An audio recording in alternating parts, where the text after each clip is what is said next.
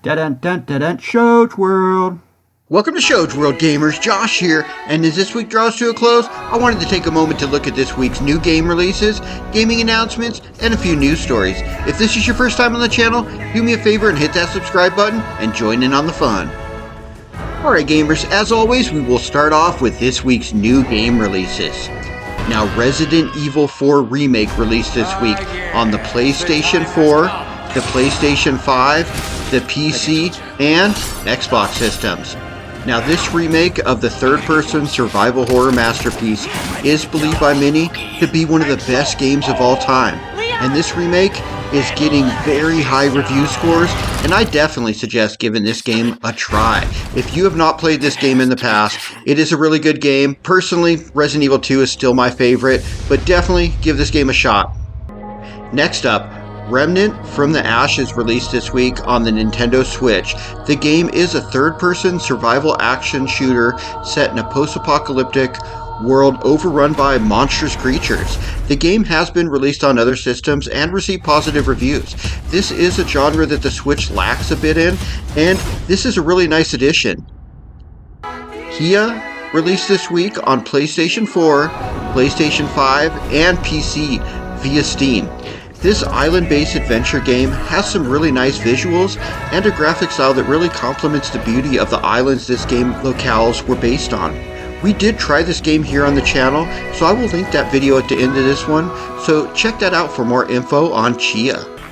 Have a Nice Death is a 2D action roguelike where you play as Death, CEO of Death Incorporated. The game is said to have some fun gameplay and some really challenging boss fights. It is available now on the Nintendo Switch as well as on PC. Next up, let's take a look at a few gaming announcements. Now, Frogun Encore received an announcement trailer this week. This is the sequel to the indie platformer that was released for multiple consoles, including the Nintendo Switch last year. This new iteration is expected to release this summer. Now, Trinity Fusion received a reveal trailer for its launch version, and it looks really good. We did get to play an early build of this game a few months back when it was in early access, and I really enjoyed it, comparing it to games like Hades and Metroid. In this new look at the game, it looks like they have really cleaned up the graphics, and it looks even better. I can't wait to play the final version. No release date has been announced just yet, but I'm definitely looking forward to getting my hands on this. Now, in some impressive new videos, we got a lot of info about Counter-Strike 2 and all the new changes and additions coming to the team-based first-person shooter. Thanks to a special Unreal Engine showcase, we were treated to multiple trailers showing what to expect. Now, Sonic Origins Plus received an official announcement trailer this week, adding Amy as a playable character in the original games on the collection, as well as adding 12 Game Gear Classic Sonic games to bring the total up to 16 titles. And even better, a physical version is being released on June 23rd for Nintendo Switch, PlayStation 4, PlayStation 5, as well as Xbox systems. Alright gamers, let's finish up with a few news stories from this week in gaming. Now, the Tron Light Cycle roller coaster started soft opening, giving us our first look of the new ride opening at the Magic Kingdom in Disney World, and this coaster looks so cool and unlike any other ride before it. I loved Tron as a child and have played so many different video game iterations of the Light Cycles, and I can't wait to experience this coaster in person. We also learned that Microsoft is planning to open their own mobile store that will compete alongside Google Play and Apple's iOS. Apparently, because of some new regulations, Apple and Google will be forced to open up their products to other stores.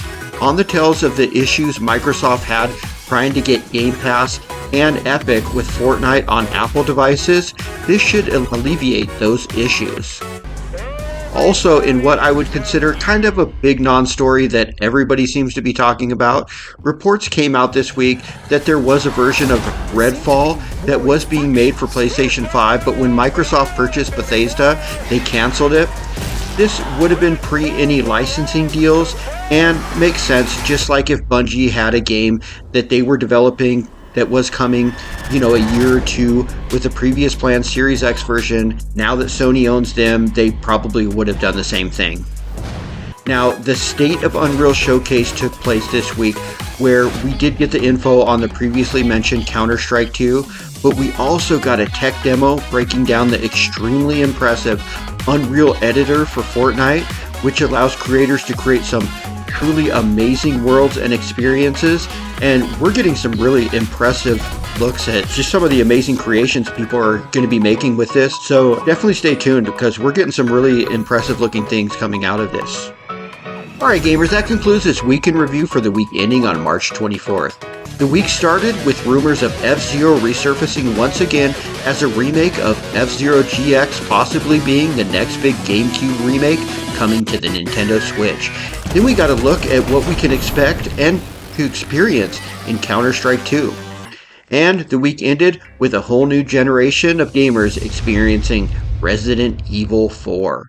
But let me know anything we may have missed in the comments, and thanks for joining us today, gamers. Coach World, out.